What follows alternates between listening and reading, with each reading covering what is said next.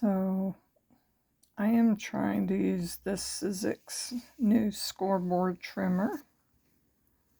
This paper is pushed all the way against this measurement here, and I am trying to push the cardstock through with the cutting bar all the way open, and it does not allow the paper to go through.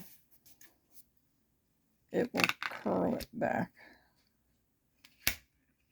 You shouldn't do that. I shouldn't have to halfway close it in order for the paper to go through. I also cannot effectively cut more than one sheet at a time. This bar is constantly moving like this, which is a problem because it needs to lock in place. You can see it slides. I push it up and it goes down. It should lock in place. That little bit that it comes down and more as you're using it and moving it means that you're going to get miscuts because this is coming down about 1/32 of an inch.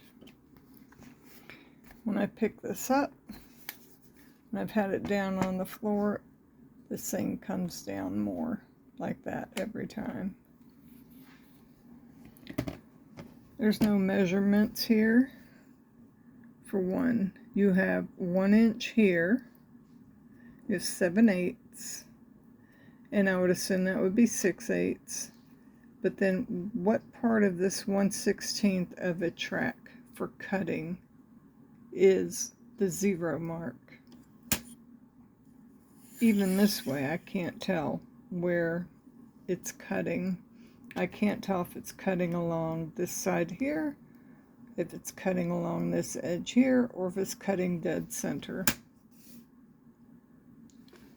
When this is not seated, as I have tried seating it multiple times, and you can see how it's sticking out, that little bit on both ends, it means that when I close this part right here matches up with this, and it'll push this up, preventing the blade from going down. So even if you're pushing really hard, it won't go in to cut the paper. I have done this on a sheet of cardstock and gone up and down about 10 times. It never cut this part. Also, this trimmer has this damage here and damage on this side here. I don't know if you can see it right there by my finger. Same area. It looks like it would be a quality product, but it is unbelievably frustrating. Also, because the lines are up here, it's hard to know when you put your paper here because it's not flat. Because it doesn't have a solid base, you don't, when you hold your paper, have that much traction when you're holding it, and the force of the blade is trying to cut the paper. When your hand is on this side holding your cardstock and you're using this bar to cut, your hand will slide ever so slightly and stop the cut because it's started to cut at an angle, and it's ruined both sides of your cardstock. I've really wanted to love this tool. Being up to, got to be very careful with income. I spent over $50, $15 for shipping, also tax, and also $10 plus tax for an extra set of blades for this because I had such high hopes for this. This does not cut as well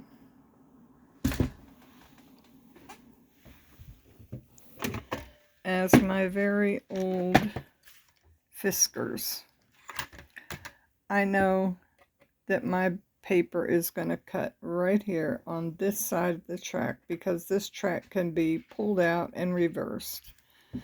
I see all the measurements my paper stays here, and this is slick and smooth, but it doesn't have the holes for scoring that the other one does, and so I have more traction. My paper does not slip like it does on the other one. This old thing still cuts my paper, even though this track has been needing to be replaced for a long time. You can see how it is filled with paper and gunked up with glue and adhesive. And this thing will still cut better than that new Sizzix.